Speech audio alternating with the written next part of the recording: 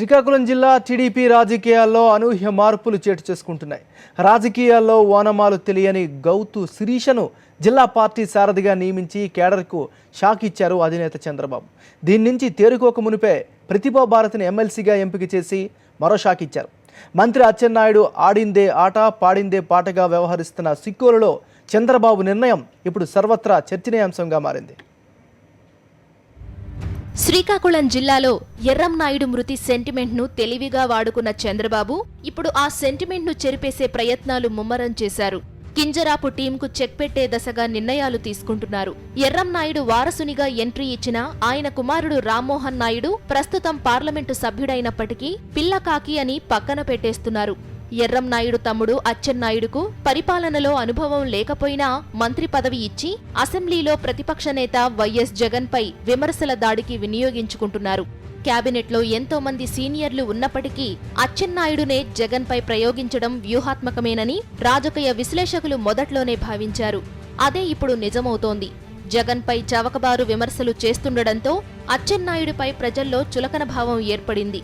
శాఖాపరంగా కూడా పసలేని మంత్రిగా జనంలో ప్రచారం జరుగుతోంది. ఏడాది తిరిగేసరికి అచ్చెన్నాయుడు మంత్రి పదవికి నాట్ ఫిట్ అని తేల్చేశారు. మరోపక్క ప్రతి వేదిక మీద ఎంపీ రామ్మోహన్ నాయుడు, మంత్రి అచ్చెన్నాయుడు, ఎర్రంనాయుడు నామస్మరణ చేస్తుండడం పార్టీలో ఇతర పెద్దలకు మింగుడు పడటం లేదు. ఈ నేపథ్యంలో జిల్లా పార్టీలో కీలక మార్పులకు చంద్రబాబు సిద్ధమయ్యారు. సొంత మామ ఎన్టీఆర్ పేరు వినబడితేనే సహించని చంద్రబాబుకు ఎర్రన్నాయుడు ఒక లెక్క అని జిల్లా టీడీపీ నేతలే అంటున్నారు. ఎర్రంనాయుడు నామస్మరణ చెయ్యని వారిని ఏరి కోరి జిల్లా పార్టీలోకి కీలక వ్యక్తులుగా తీసుకువచ్చారు. సీనియర్ ఎమ్మెల్యే గౌతు శివాజీ జిల్లా పార్టీ అధ్యక్ష పదవిని ఆశించారు. అయితే శివాజీ ఎర్రంనాయుడు సహచరులు కావడంతో శివాజీకి బదులుగా ఆయన కుమార్తె శిరీషను తెరమీదకు తీసుకువచ్చారు. శిరీష భర్త వెంకన్న చౌదరికి లోకేష్తో సన్నిహిత సంబంధాలు ఉండడంతో జిల్లా పార్టీ రిమోట్ కంట్రోల్ పరోక్షంగా లోకేష్ చేతికి చేరిపోయింది. ఇక కావలి ప్రతిభాభారతి, కిమిడి కళా వెంకట్రావుల మధ్య పచ్చగడ్డి వేస్తే భగ్గుమంటోంది. కళా వెంకట్రావును పార్టీ రాష్ట్ర అధ్యక్షునిగా నియమిస్తారని ప్రచారం జరుగుతోంది. కళా వెంకట్రావుకు ఇటువంటి పదవి ఇస్తే ప్రతిభాభారతి తీవ్రంగా వ్యతిరేకించే అవకాశాలు ఉన్నాయి.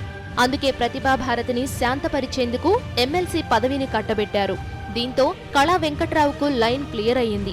కళా వెంకట్రావుకు అత్యున్నత పదవి ఇచ్చి అచ్చెన్నాయుడు ప్రాధాన్యత తగ్గించాలన్న ఎత్తుగడ కనిపిస్తోంది. ఏడాది పాటు చంద్రబాబుతో సహవాసం చేసిన మంత్రి అచ్చెన్నాయుడుకు హనీమూన్ టైం అయిపోయినట్టే కనిపిస్తోంది.